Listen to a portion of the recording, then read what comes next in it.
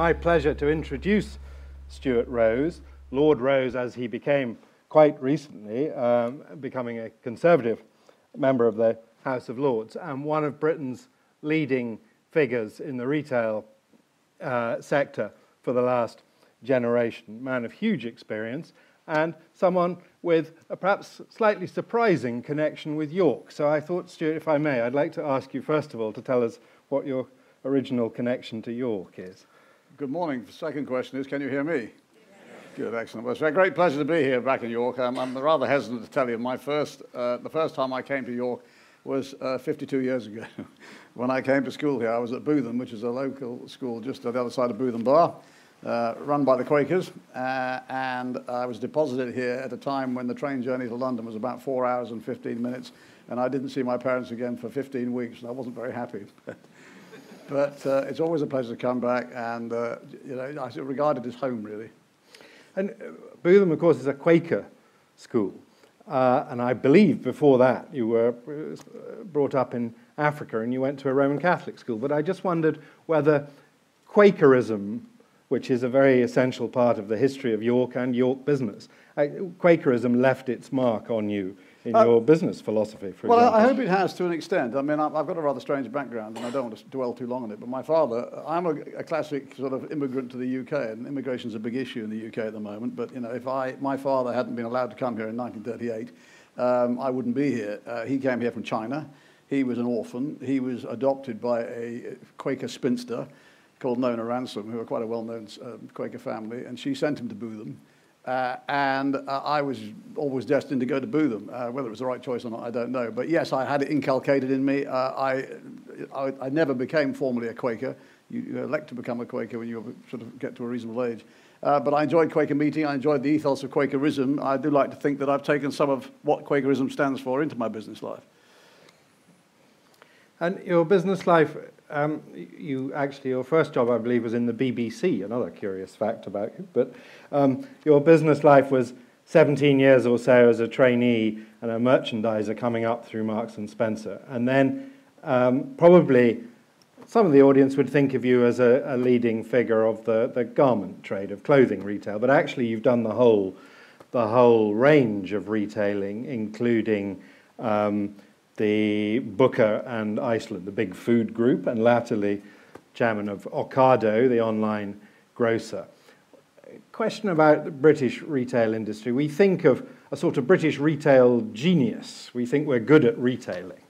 But actually, it seems now the Germans are better at supermarket retailing, the Swedes make the cheap furniture and so on, the French are jolly good retailers. In your generation, did British retailers become too complacent with success? Well, it's a very big question, but we are quite good at retail. We've been good at it for a long time, but we are going through a revolution at the moment. And I suppose it really just it reinforces the fact that we've now seen that in the last 4, 5, 10 years perhaps, we are now a global economy, and it's no longer, you can't think of Britain, sort of fortress Britain. You have to think about what's going on outside. In a slightly different context, I always say to people that one of the things that you need to have to be a successful retailer is you need to have antennae all over the place. And if you go back to your comment about textiles, I used to say to people that if David Beckham goes to a party in Los Angeles tonight, we'll know about that in the UK instantly, and people will go into Marks & Spencer or the Burton Group or Next or wherever else and ask for a white tie tomorrow morning. And if you haven't got the white ties, they'll go to somebody else and somebody will have them. So we live in that global place, which is 24-hour real-time events, and you've got to be able to react to that, so speed is the answer. And we have been pretty lackluster in that place in the last few years. We've been caught with our trousers down. I'm allowed to say that. But your purple patch, as it were, your heyday, you may still be having your heyday, but the thing I'm not dead yet, Martin. The thing you're most famous for, let me put it that way, is turning around the fortunes of Marks and Spencer at a certain point. You saw off the threat of bid or bids from Philip Green, a sort of notorious battling independent retail entrepreneur, and you really revived a much-loved but what was considered to be fading brand. So I want to ask you, what do you think you personally did and brought to the boardroom table at that time that made such a big difference at Marks and Spencer? I think I bought, or I think I showed people that actually this job could be done. And I always say, just because you're the chief executive or the chairman of an organization, it doesn't mean you have exclusivity of ideas. You cannot do anything without a team. You have to actually sell the ideas in your head. You have to syndicate that idea amongst your senior management. You have to sell that idea throughout the organization. But if they take it and they run with it, it's a very, very powerful force. That's all I did. I was the catalyst. I had one huge benefit, that I was at Marks & Spencer, as you pointed out, 17 years before I left for 15 to come back again to run it. And I learned some tricks outside. And the second thing is that I already had the corporate history in me. So I already had it drummed into me by the people who ran the business when it was in its heyday about what Marks & Spencer stood for. And I can rattle them off, bore you to death. Quality, value, service, innovation, and trust. And if you stop and think about that for a second, people do understand that in this world today what quality stands for. They do understand what service is. They do understand what innovation is. They do understand what trust is. And they understand absolutely what value is, for me, is a function of price times quality. And trust me, I'm looking at you as an audience. Customers can smell value, i.e. price times quality, 50 miles away. One of our old chairmen, Simon Marks, he was very famous because he was chairman and chief executive for 52 years in the days that you could get away with that sort of stuff. And he used to say, good goods sell arse upwards, by which he meant that if something was good and was value for money and it was hidden under the stairs, you, the consumer, would find it. And it would sell out in minutes. And it's true. It's still true today. Simon Marks, presumably, is one of your business heroes. I was wondering if you have had any other business heroes. The other one, I suppose, was Marcus Seif. I mean, Marcus was related to Simon. Marcus was Lord Seif of Brimpton before he died. He was chairman and chief executive as well, another unfashionable Marks & Spencer sort of habit. And I was lucky enough to work for him for a short while. And although he never sort of truly took me under his wing, he did beat me up pretty brutally, but always, always, always said to me when I'd had a bad day, put his arm around me and said, I'm only trying to teach you, boy. And, I respected the fact that he was a hard man, but he was trying to show people how to do the job properly, and he was a good leader. And Ralph Halpern? Ralph Halpern, I've worked with them all, yes. Ralph Halpern was fun. Ralph, unfortunately, and still is famous for something completely different. Those of you who remember reading The Sun back 15 years ago, remember Ralph, I can say it now, we live in a liberated society. He was known as 5 times a night Ralph, because unfortunately he picked on a girl to go out with for a while who then shopped him in the sun. But actually he was a remarkably innovative leader. He invented Topshop. He put the Burton Group together in the 70s. Notoriously, perhaps, he was the first businessman in Britain to be paid £1 million a year. He was a very sensitive and creative man, and when life went a bit difficult for him back in 1989, 1990, I think it was, he disappeared and he now lives in Florida. But a very, very good, instinctive and creative retailer. We had a couple of questions submitted through the technology about the retail sector. So let me put those to you. This one was from Paul Thompson. What is the future of the high street when so many goods can be bought online and small retailers are priced out of the market by coffee chains and betting shops? And secondly, from Martin Weller, do the panel feel that more should be done to curb the unfair advantage that major chains have over independent small businesses, particularly those that are able to take advantage of questionable international tax planning? And do they support the recently launched Back Small Business campaign? Do you support that? So an unfair advantage for major chains, sort of punitive conditions for small independents in the struggling high street. What's your view of that? And particularly with your Ocado hat on, what, as a disruptive, a really big and important disruptive business, how do you see that playing out? Well, I'll try and start in a slightly different place. I mean, first of all, do I think there's a future for retail? Absolutely. It's there. Do I think there's a future for bricks and mortar retailing? Absolutely. Are we going through the period of most profound change we've ever seen? Yes. And look at the grocery sector. I mean, you've got this push-pull between between price at one end, between higher price at the other end. You've got out of town, you've got in town, you've got convenience, you've got internet, as Martin has just pointed out, and nobody quite knows how this is all going to pan out in an environment where there's probably an overcapacity. There was a report out, I think, from Goldman's this morning suggesting that there is a total overcapacity in the grocery sector. There's no ability to pass prices on to the consumer, which of course is a good thing for the consumer. Margins are under pressure. So how is it all going to end? And then, as you pointed out, Martin, there are disruptors around, like Ocado. But let's just take an Ocado. I'm chairman of Ocado, so I can do the advert. But equally, this is a business started by 3 entrepreneurs who had a view 12 years ago. It's not a new view, that it's not a question of if people want services of this type, because it's going to be, over time, those people who can provide the quality of service, either the best metrics, those people who can deliver when they say they will deliver, with the hourly time slots, with the perfect availability. And then the one thing we can't predict is when is that going to happen. Ocado is now 12 years into it. It floated 3 years ago, and it still doesn't make any money. Actually, it could, but we reinvest all the money back into the business. But it is a wait-and-see program. Now, I think that's a great example of what innovation needs to do. So I don't necessarily agree that a small retailer can't survive or somebody who's innovative can't come in. The trick, or the word, is innovation. If you are competing for branded product in a price-transparent market, which we are today, it's very hard. If you are somebody who can create some sort of value by doing something, I'll give you a very small example. When I was at Marks & Spencer, they stopped it after I left, so maybe it was a bad idea. But what we did was we said we can't compete on televisions because everybody will undercut us. But what we can do is we can say to people who trust Marks & Spencer, we will deliver the television, it will have a plug on it, somebody will come and plug it in for you, we'll give you a 2-year free guarantee for it, and you can be sure that if the television breaks, Marks & Spencer will still be on the high street for you to come back and get a refund in 2 years' time. And we sold a lot of televisions. It was a little bit of an example of what added value can do, and that's the way we need to be creative. Segueing on from that, and Martin shut me up in a minute, but actually there's a heck of a lot of really good things happening in the UK. There are more startups in the UK than there's ever been. There are a huge amount of innovation going on. I'm involved with 1 or 2 very small startups where guys came to see me 2 or 3 years ago and said, Stuart, we've got an idea. We put £25,000 of our savings into this. 2 of them are going gangbusters. So you can create new stuff. You just have to be in with the zeitgeist and know what consumers want. And talking of the zeitgeist in retailing, one of the businesses, I guess, that you would have regarded as a formidable peer and competitor in your M&S days would have been Tesco. Now, Tesco, I don't know whether they've approached you to be chairman of Tesco. I can officially tell you they haven't. So oh, good. Well, that's all right. In that case, you're free to offer us your opinions on Tesco. But there's an example of a colossally powerful brand that appears to be heading into choppy waters and perhaps a permanent decline.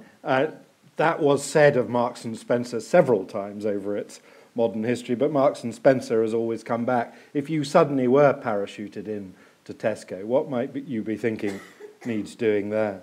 Well, somebody will do, if they haven't already done one, a Harvard business study about what's gone wrong at Tesco's. And, it is a great brand. It still has 30% of the market in the UK, but it's in serious trouble. And it's in serious trouble because, to quote an old boss of mine, it failed to look out of the window every day, and when it did, it found the world had passed it by. There was arrogance, there was hubris in there, there was actually a sort of rather smug and satisfied feeling that they were doing the thing their way and nothing else would change. And we've heard how interlopers and how disruptors can come into the market. We've also seen how, at your peril, and Martin talked about, are we any good at retailing? Actually, we're quite good at retailing in the UK, but we've got a pretty bad track record of taking it overseas. And what they did was they milked the cash cow to Tesco business.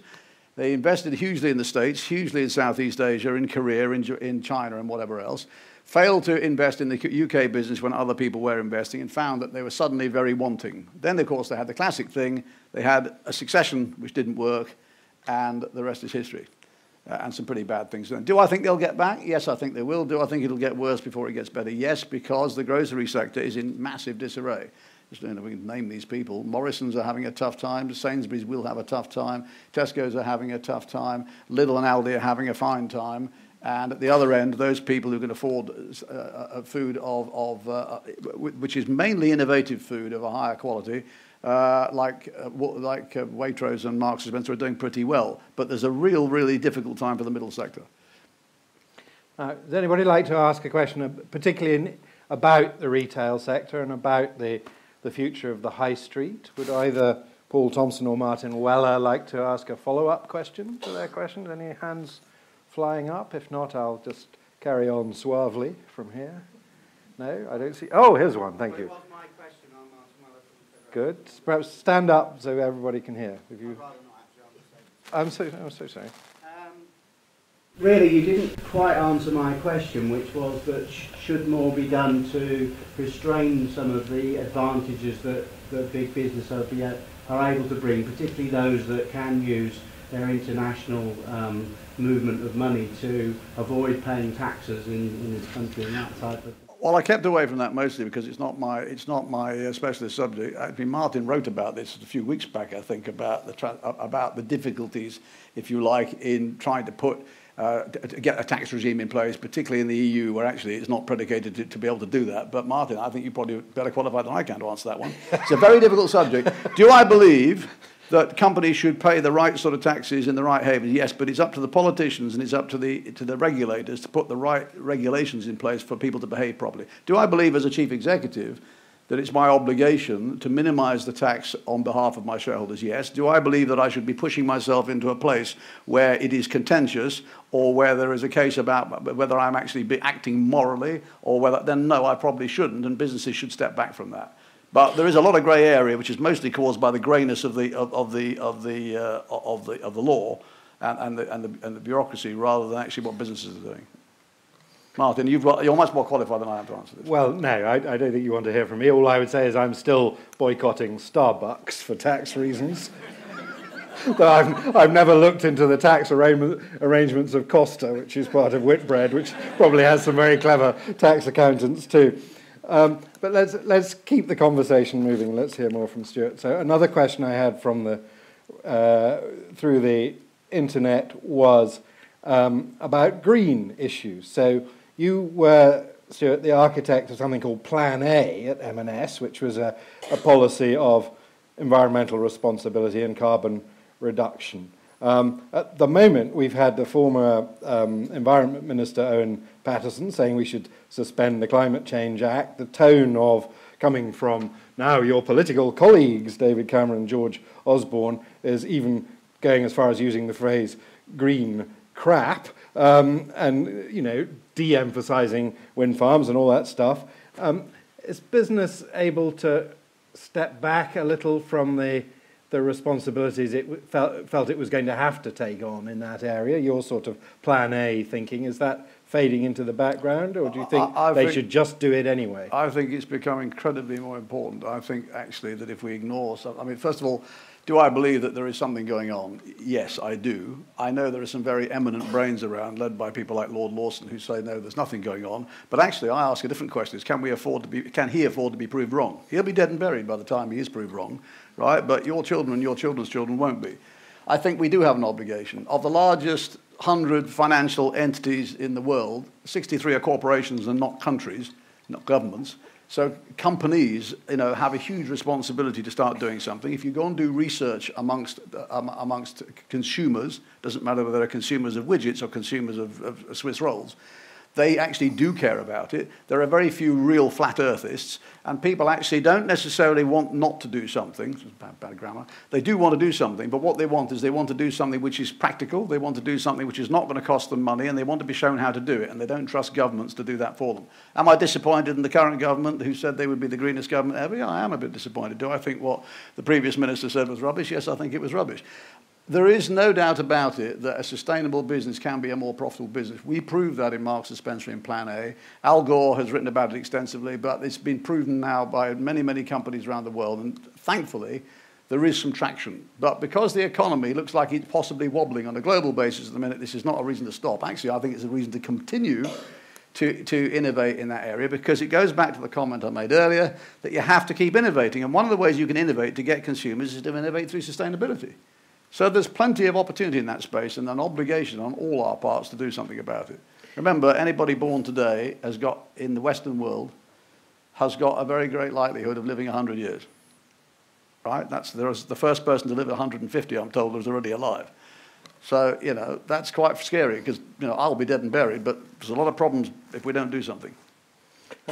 In a big retail chain, what are the most important measures for sustainability that you can take, given that, for example, your sourcing of merchandise and of food products is now completely global? So the food miles on the, you know, the green beans from Africa and so on are a factor. They are, Martin, although I won't get too bogged down. This is actually interesting, and this is where you really get stuck into the science. Have to be very careful. Actually, it is actually less green to grow vegetables under plastic in the UK than it is to fly them in from Kenya. And then there's the whole moral issue about the fact that if you are sustaining 5,000 people in the east coast of Kenya who are growing beans every day, what do? Stop doing that and put them out of work? So there's some big issues to be thought about. But retailers are very well placed because they have massive supply chains, as you point out. And the one thing that really pleased me was in Plan A that the chief executive at the time of Walmart came to see me back in 2006 and said, Stuart, this is quite an interesting development you're doing. You know, we can't spell sustainability. We'd like to learn a little bit from you. They espoused that. They went out, and this is a company that employs 3 million people. This is a company that's got a supply chain which reaches everywhere in the world. This is a company that then had a conference in Shanghai which said, thou shalt do this. And we do have to go up. It's going to take time, but you look at some of the things that are going on. Cotton is a filthy crop. I don't know if you know about. I mean, not only does it use huge amounts of water, but actually it kills millions of people because it's you have to use such terrible chemicals to get cotton. So we should be doing something about cotton. Water is a big issue that we need to deal with, and suppliers are well placed to do that. People want to be involved, and there's lots of little things that you can do. That if you add them together, 1 + 1 + 1 equals more than 3 in about 5 minutes. So, yes, we should definitely be doing it. And there is more traction than you think. But we should keep going. Keep going, guys. Any more questions? Yes, Di, Burton. Sustainability, Lord Rose. What role do you think retailers have in something like our county? So we're the largest rural county in the country. And there's big pressure on bus services. That local authorities are reducing their bus services. And the high street depends a lot, retailers depend a lot on older people coming into the high street. They don't necessarily shop online like younger people do. If local authorities are cutting that spend, do you think retailers should have some role to play in subsidising the buses that are going to get older people into town? Well, it's an interesting question, and the short answer is I don't know, and I haven't thought about it. But I think we all have an obligation to actually invest in our communities. Although I would disagree with you on one thing. That actually those people who are less actually now sort of empowered in terms of technology are those Luddites, I call us, who are still working in the middle. The older generation, because they've got time on their hands, are actually much more savvy about technology than they ever used to be. I know loads of old grannies who are sort of sitting there with their iPads doing all sorts of things. Lots of young kids, and yes, you're right. They might not want to go into town, but they do necessarily want to have. They have got access. But I'll give you a different example. People ask me about bricks and mortar quite a lot, and I used to take an example about Marks and Spencer Weston-super-Mare. I don't know if you've ever been there, but it's probably got a catchment area of about 300,000 people. There's been an M&S in Weston-super-Mare for 106 years. It's one of those stores which is too light for heavy work and too heavy for light work. It's sort of like kissing your sister. It's not very sexy.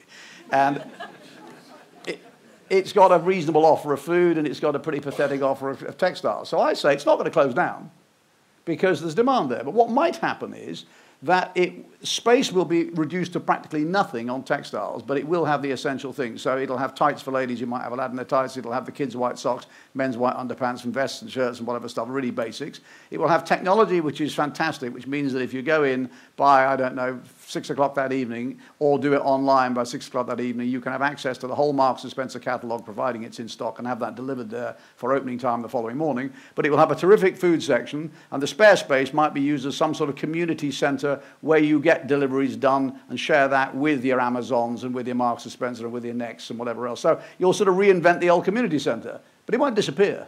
Now that will be the sort of thing that older people who don't want to go anywhere will probably want. Well, I mean, there's two things there. Our broadband connectivity isn't great in North Yorkshire. It's not great in Suffolk either, where I've got a house, but I'm working on it. And it's not about older people just going to shop. It's actually about them getting out and not being lonely. Yeah. Main thing. And they can't access towns now because their bus service is being cut. So it's a lot more than just... Yeah, we do have an obligation to invest. And I was talking about to Katie here this morning about what you're trying to do with these investment parks. Did you call them, Katie? Business improvement districts. Business improvement districts, where it might be an opportunity for businesses to invest, to pledge some of their profits or some of their rateable value into the investment, into that area to make it a better place for all the people. I support that sort of stuff. That's the sort of that tangential thinking that we should all be doing. Okay, more questions? Any more hands up? Searching the room. It's like one of those charity auctions where nobody bids here. Yes, ma'am. A question really, an extension about your experience. Speak up a bit. Sorry, an extension really about your experience of parking and the effect. So City of York Council have done something innovative, giving free parking for the first 3 hours on 3 days of the week. But in our market towns, sadly local authorities are using it as a cash generator to charge for parking.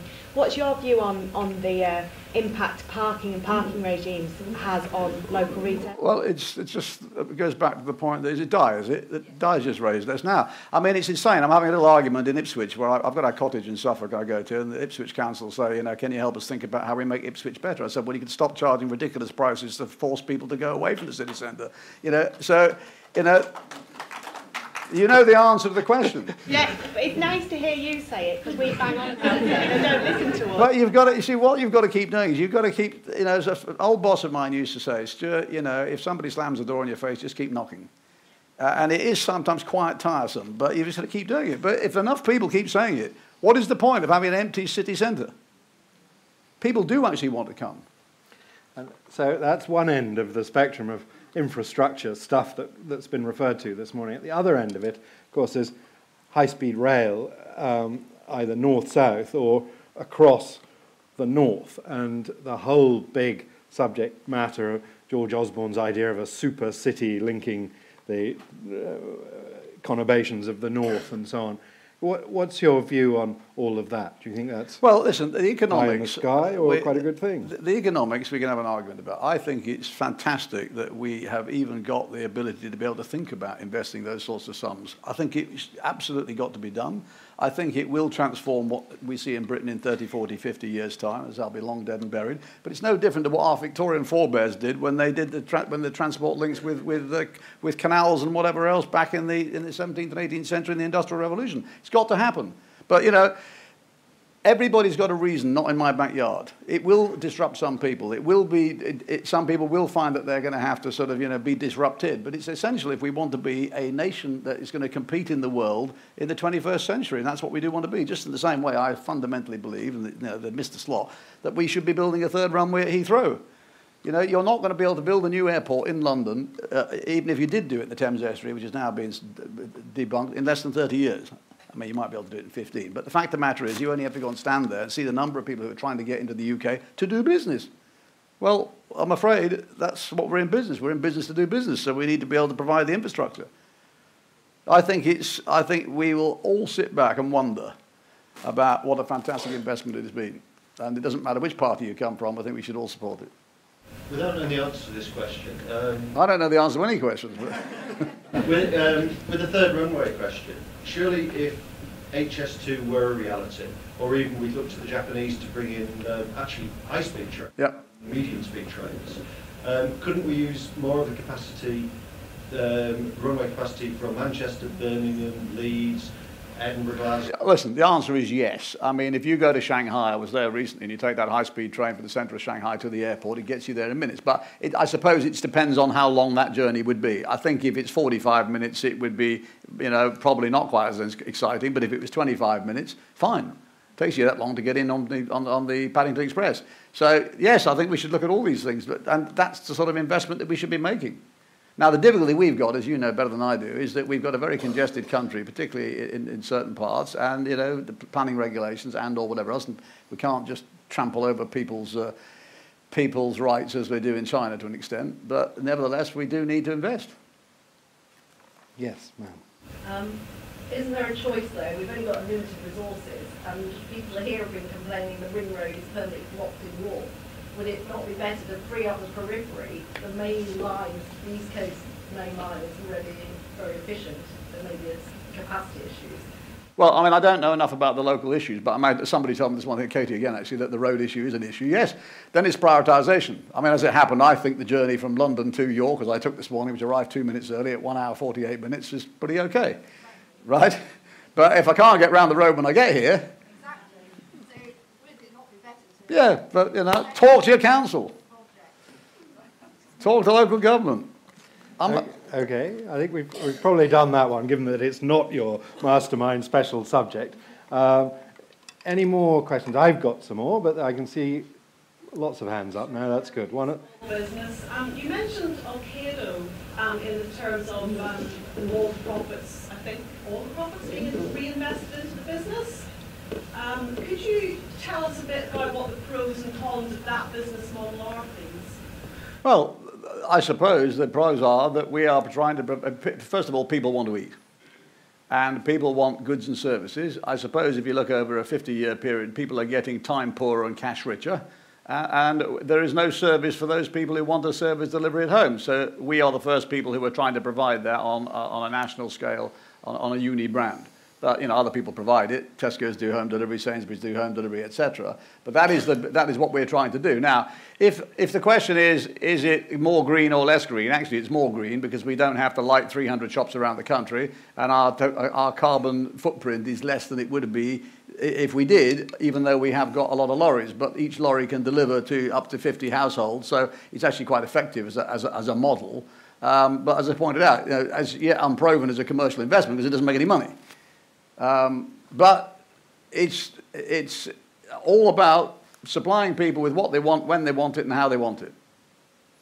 That's what we're in business for. An interesting sidelight on Ocado is that the fortunes of the three founders were all made in Goldman Sachs, I believe. So it's an interesting example of money made in the city of London in the financial arena in circumstances which we may not all approve of these days, being recycled into an interesting new disruptive retail business. Yes, I mean, although to be fair, none of them made a fortune. They were all 28 or 29 when they left, so they were certainly not skint. But they did leave careers in at that time, a place that everybody was wanting to work in, to go and try their luck.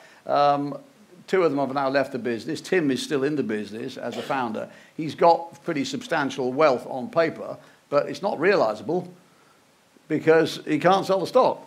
So, it's quite interesting. That's a long-term investment. He was 28, he's now 42. I saw a hand here, yes. One there, and then you, sir. Yeah. Sue Anderson Brown, the manager of Coppergate Centre. Speak up a little bit.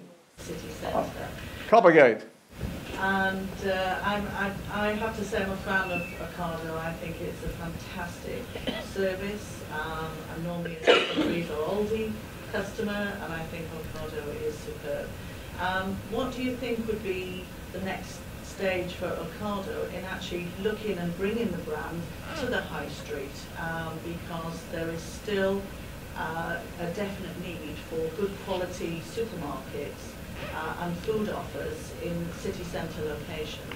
Well, that's been the whole move. I mean, it goes back to Martin's question, forget about Ocado for a minute, about, of course, how we've all been caught by change in behaviour. I mean, we are, I remember going to the local corner shop with my mum when I was 6 or 7, and we gave the butcher, the baker, the candlestick maker. And there are 100,000 butchers in the UK in 1960, they've all disappeared, bar, one or two expensive ones. And now, we've suddenly gone full circle. People want their groceries delivered, possibly by an Ocado, and the heavy stuff, but actually they want to do local shopping for the day, for fresh, high-quality food with good provenance and good traceability. So there is still an opportunity, and that's why, Tesco's stores, convenience stores, or Sainsbury's convenience stores, or M&S Simply for food stores have been opening so quickly. Sainsbury's, I think, have got more space in convenience stores than their total business had 10 years ago. Is there room for more?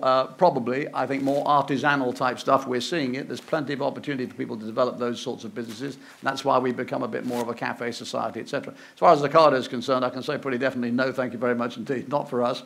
But I will raise it. We've got a board meeting tomorrow, so I'll tell them. I'll make the suggestion. I'll probably get laughed at. This gentleman here. Mark Royce from your data services. Stuart, you must get approached constantly all the time to get involved in business, so just give us an insight into what lies ahead next for the life of Stuart Rose. Well, listen, first of all, and I think Martin wrote about this again not long ago. I think he was on his summer holidays and he was writing about the fact that the French, pay out pensions to people for 30 years or 27 years, and in the UK it's 22 and 19 for men, for women and men or something like that. Did I read that right? You did. And at the end of the day, as I said to somebody yesterday, I'm reasonably lucky, I'm reasonably fit, and I'm pretty healthy, according to my doctor yesterday. What do I do when I've got up in the morning, I've read the newspaper, I've had a cup of coffee? I'm too old to chase girls, I don't drink, I don't play golf, so I might as well go to work. And actually, one of the great liberating things about, and I am very lucky, that I have more choice than I used to. So I've got 4 little rules I set myself. I only want to work with people I like. I only want to work with businesses I understand, and that rules out, would I ever go and work at a bank? I don't understand what they do, and I certainly wouldn't want to work there. I only want to work in a business where I can make a turn, and that's not because that's my mentality. I do 30% of what I do is pro bono, so I need to earn to pay the wages. And the last thing is I want to have some fun, and I'm not negotiable in any of the 4. So if they tick 2 boxes and not 4, I don't do it. I've made a couple of mistakes, but at the end of the day, the most fun you have is actually in a lot of these small businesses, and I'm involved in a very small cafe chain, which started with 2 boys again, who, aged 28, came to see me and said, we want to start a takeaway pasta chain. And I said, well, I'm not sure it's a good idea, but okay, come on, I'll give you some advice, which I did when I was still at Marks & Spencer. They've now got 5 in the city called Coco de Mama, and it looks like they could go to probably 25 or 30. It's fantastic. And, just that little bit of advice and showing them where I went wrong, where there might be an opportunity is quite rewarding. So that's the sort of thing I do. But contrary to all 4 of those rules you've just explained, I believe you have offered to help the NHS sort out its hospital management. Well, what on earth possessed you to volunteer for that? Martin, I said to my secretary and a few other people, if I ever come in again and said I've agreed to do something, please take me into a dark room and hit me on the head with something. I did agree to do a little bit of a report for the Health Secretary on leadership in the National Health Service. He told me, and I believed him, that it would take a day a month for 6 months. I've done 45 days at the last count at it. I'm trying to write a report for the next 2 weeks, which I'm sort of writing literally on the train this morning. It is about leadership and about how we can develop better leaders, how we can attract more leadership and the right sort of leadership into the health service, how we can retain it, how we can develop it, whether we should be trying to attract more, trying to encourage more clinicians to move over into leadership roles, whether we support, how we support the people when they are at senior leadership roles, the role perhaps of NEDs and chairmen and whatever else. It's quite a finite piece of work. I'm trying to produce something which is written in English, reasonably short and reasonably practical. But I would say one thing, having spent 6 months in the National Health Service, and I've travelled literally north, south, east and west, I've seen good and bad, I've seen hospitals and special measures, I've seen local hospitals up in Airedale and Coverdale, I've seen places in Carlisle, I've seen mental institutions and all sorts of things. The staff in the National Health Service have a fantastic ethos. There really is a great organisation. The bad thing is that the wiring, in terms of the way that the management structure is organised, it sort of defies understanding. And that's the bit I might try and offer a bit of advice on, but don't hold your breath, guys. And I mean, a lot of other business people over the years have tried. Yes, I mean, Roy Griffiths, most famously in 1983, who was the Deputy Managing Director, I think, of Sainsbury's, wrote the Griffiths Report in 1983. I've just reread it. It's about 10 pages and a lot of common sense, but I don't think much happened. Since then, we've had I think there have been, and I did count them up, or got somebody to count them for me today, I think there have been 63 initiatives in the last 30 years about changing structures in the National Health Service. And the one message I got from nearly everybody that I've spoken to, they said to me, Stuart, if you do nothing else in your report, could you just tell them to stop buggering around? Please don't quote me, but that is it. So I am doing that, and I won't ever do another one. Right. Any more questions? I did see a hand down here, but it's disappeared. Joan Concannon from the university. So you alluded to some of the problems that Tesco faced were around succession planning, and you've just talked now about leadership. Do you think that leaders are born and not made, or do you think there are principles of leadership that organisations should be instilling in their staff at an earlier stage, and perhaps as well how universities can help in that regard? Well, first of all, I'm a free market economist. I believe in free markets. I believe in entrepreneurship. I believe in capitalism, and I think business is immense fun, and we should encourage as many people we can to go into business. There's been a bit of a spillover from the banking crisis into after the demonisation of bankers. We had a little bit of the demonisation of business, where almost the case in schools where some kids are being taught don't go into business. Business is big and bad, and bad things happen. And one of my other roles a few years back, I was chairman of Business to the Community, where we tried to make it our business for a 2-year period to get 500,000 kids into placements for 2 or 3 weeks to just understand what business is. And the number of people, I could tell you, with eyes sparkling after the end of a 2-week period who say, Stuart, it's been really exciting. I mean, you got the food's good, the people are really nice, and it's this good, exciting place to be. And that's what we need to do. Business is exciting. In terms of chief executives and succession and whatever else, I mean, you know, I'm a great anti about. I think the worst example you've got in business today about how not to run a business is Alan Sugar's, you know, The Apprentice. It has sent out such bad messaging about that if you stab somebody in the front and in the back and climb all over them and double deal them, that you're going to get on in life. That is absolutely wrong. The second thing is that are still chief executives around, men and women, who believe that they're infallible, who believe that they do it all themselves and don't surround themselves with good people. The smart ones, if you look at history or read about successful businessmen, are those that surrounded themselves with really good people. You can nick their ideas, right? The ones who don't are the ones that surround themselves with yes people, and invariably those companies have gotten to succession problems. And then, you know, everything else follows on from there. So yeah, there are great opportunities out there, but don't delude yourself into thinking that you know everything. You don't.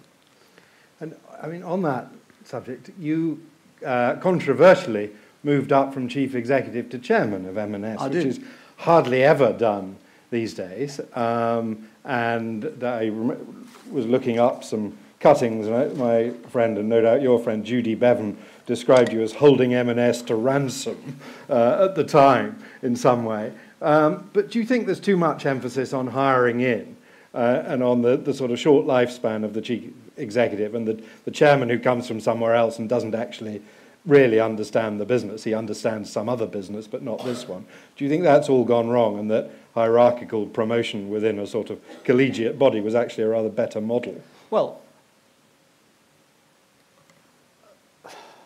let's look at it this way. It's quite insane, really, that somebody like me, who'd spent all his life in retail, actually could leave Marks & Spencer having spent effectively 40 years understanding it and dealing with it. Not always successfully, but, you know, possibly not too bad, leaving it in possibly not too bad an order.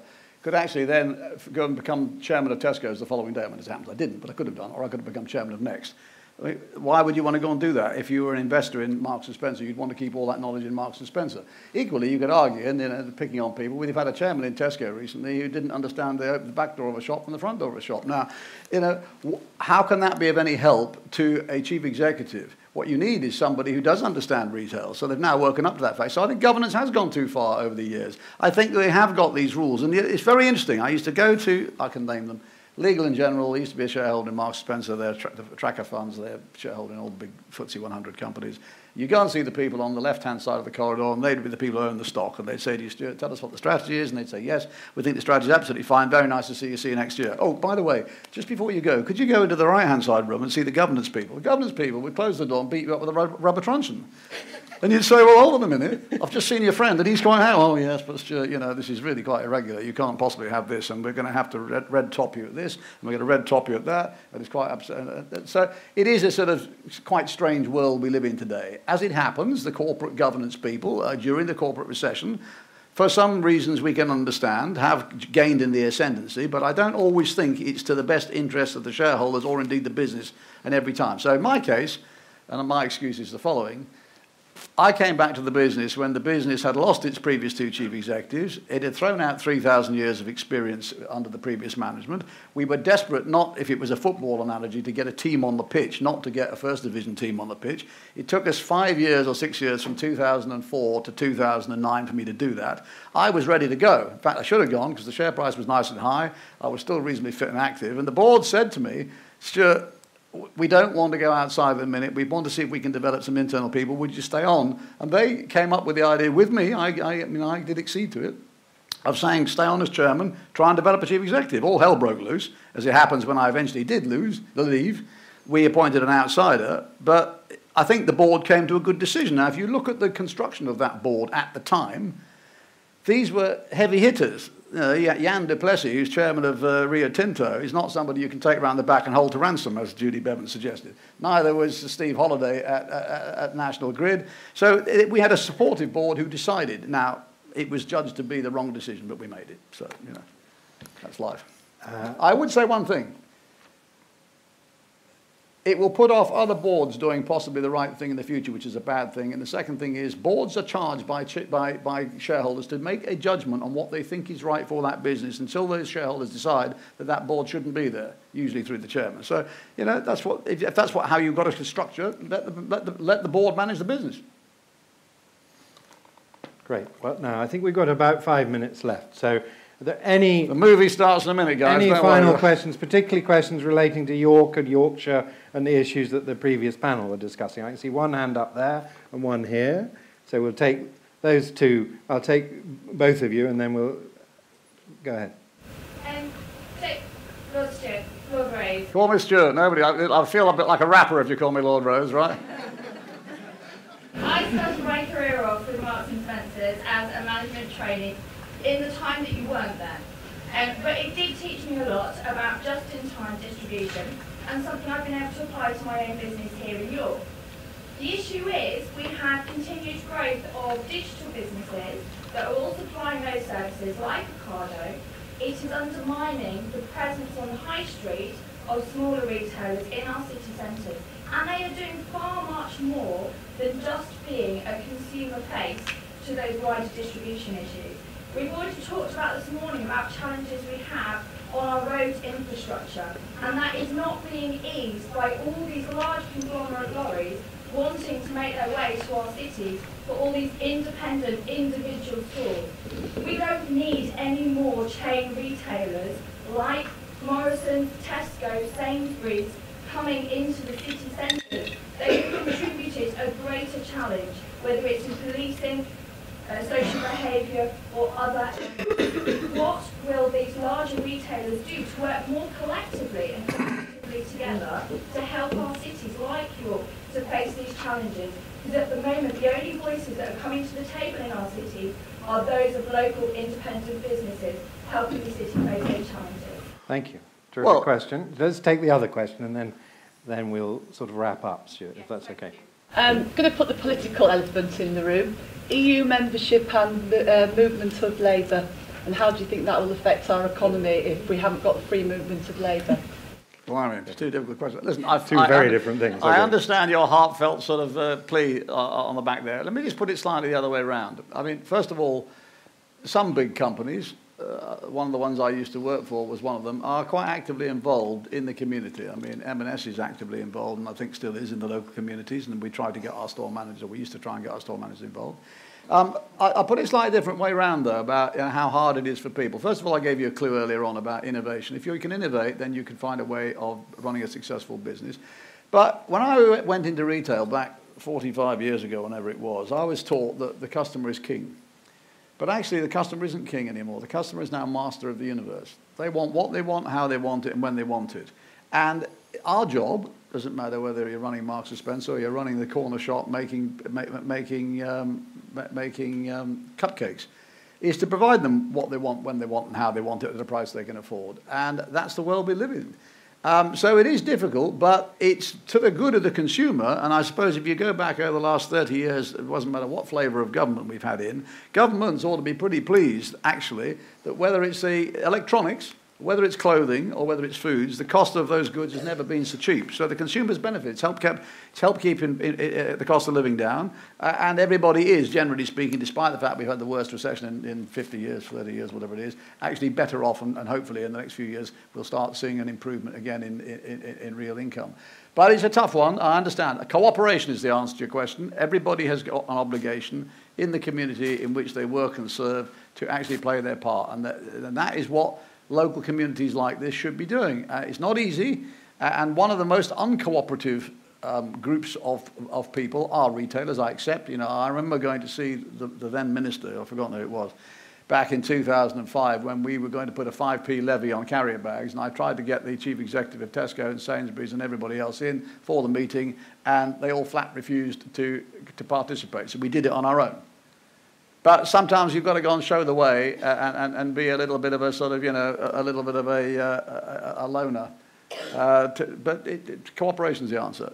In terms of your question about EU immigration and whatever else, I mean, we do live in this funny world. First of all, I think immigration has been a net positive to the UK. I definitely believe that.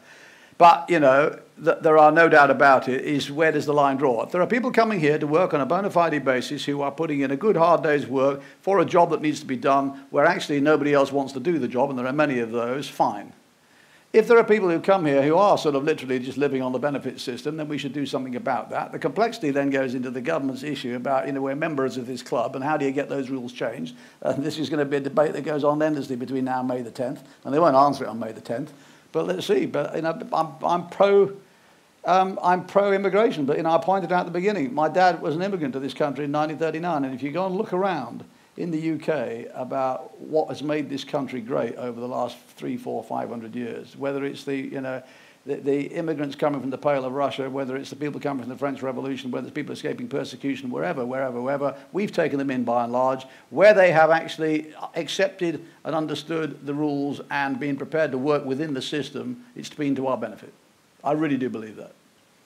Okay, so I'm going to ask one final question, if I may, and then we'll finish. So only in 30 seconds or so, if you can. But the previous... That means he wants a short answer. Yeah. The previous panel ended with kind of advice for youth. So I'm going to ask your advice, particularly young people coming out of school or college who fancy the idea of starting a business, being entrepreneurs. What's your advice for them? 2 bits of advice. I saw a lady the other day who sits on a charity that I chair, and she is a professor of surgery in Bristol, and she was looking pretty glum, and she said, I said, what's the matter with you? And she said, I'm very worried about my son. He's left a good job and he started a business. I said, what's he doing? She said, he's making bicycles. I said, what has he sold me? She said, yes, he sold 2 this week. I said, how much do they cost? She said, they're £4,000 each.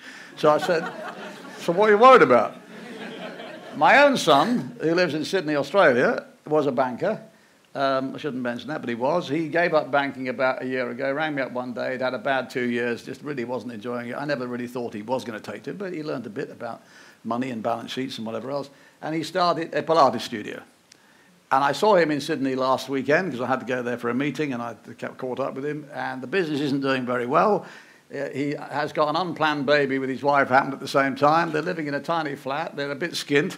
But I said to him, Tom, you know, welcome to Parenthood and welcome to entrepreneurism. Get on with it. And here's a few ideas. And then I came back to London. So, you know, go and do it.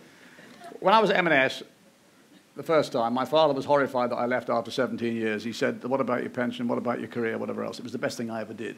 Today, I think young people coming into the business, if they're any good, they should stay 5 years, max. Then they should go and get some experience. The company will stay in touch with you because we always like to know where the talent is, and then you can come back. It's a mistake that people don't do careers anymore for 20 years. It's all gone. Go and do, you know, go and do it. Anyway, listen, it's been a great pleasure, and thank you for putting up with me. I hope you're not too bored. Most of you seem to be still awake, so thank you very much.